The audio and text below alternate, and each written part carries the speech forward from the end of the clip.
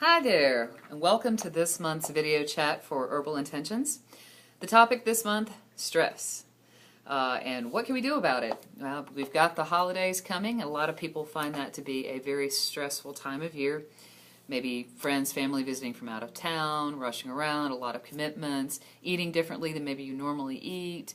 A lot of good things, but a lot of things that people can find stressful. So what we're going to talk about today is a number of things that people have used traditionally, herbally and otherwise, to address stress. First thing that we're going to talk about is an herb that's an Ayurvedic herb. It's called holy basil. It's also called tulsi. I like holy basil for a lot of reasons. Number one, it seems to be pretty well tolerated by most people. There are parents that even give it to their children in weaker forms like tea or liquid for fussiness, problems around bedtime, test-taking anxieties, but predominantly we sell it to adults. Holy basil is it's also nice in a couple of other respects because it's not messing around with neurochemistry. Basically, holy basil is primarily, according to what studies have been done on it, having an effect on cortisol. It also has some effects on inflammation in the body as well, but primarily it seems to do the first. If your cortisol levels are high, you're typically going to be stressed out, and the more stressed out you are, the higher your cortisol levels are going to be. That can make you feel run down, it can affect sleep, it can do a lot of things, and so anything that can work on lowering it, is typically considered a good idea. Holy basil is something that we also seem to get pretty good, quick feedback on. Typically, if we give out samples, people can tell within their first try if it's going to do anything for them. So it's not something that needs to build up in the system. It does come in a supplement form, which is chiefly what most people are looking for, but it does come in a tea form, and it also comes in a liquid form as well if you're looking to have some more control on dosage variability. The next supplement we're going to talk about is a supplement called passion flower. Passion flower is a little different.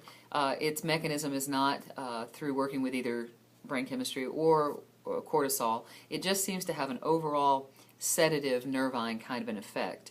On a scale of 1 to 10, passion flower, depending on how you respond to it, would probably be somewhere between a 6 and an 8. Passion flower is commonly used for sleep problems. If you take a lower dosage of it, typically people do that for stress, and if you take a higher dosage, people can often do that for sleep, or they'll mix it with other things for sleep. Your next herb that we'll talk about is something called kava kava. I mentioned kava kava because if you're dealing with a really significant level of stress or sleep, which will be next month's discussion, kava on a scale of 1 to 10 is like a 10. It's strong.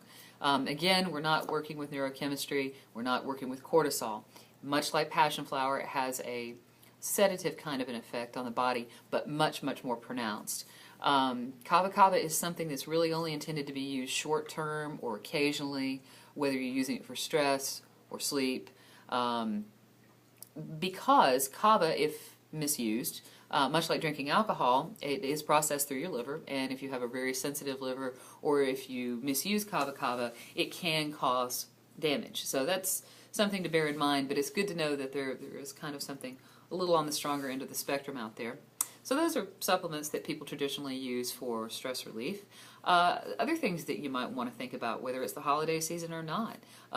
Yoga, a good yoga practice, a good qigong practice, getting a massage, doing a reflexology session, doing a Reiki session. I mean, these are all things, obviously we offer them here at the shop, but these are all things that, people have found to be ways to reduce stress, and they're commonly available in a lot of places.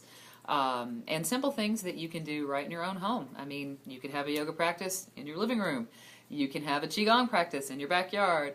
You can have your loved one give you a massage. I mean, these are things that are basically free and available to everybody.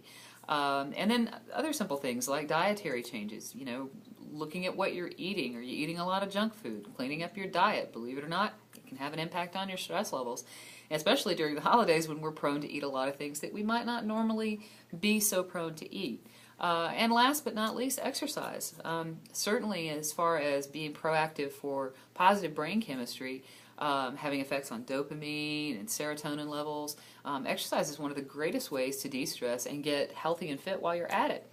And from the perspective of somebody that does engage in exercise, I run, as many of you know, I'll tell you, it's something I didn't used to do that's a part of my life now, and I find it pretty amazing as far as stress goes. I never really get done with a run and feel more stressed out than when I started. And if running's not your thing, hey, whatever it is, it could be Taibo, it could be flamenco dancing, whatever gets you moving, it makes you feel good. That's what counts.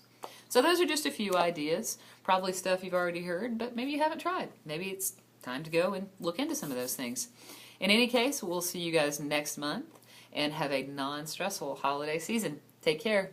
Bye.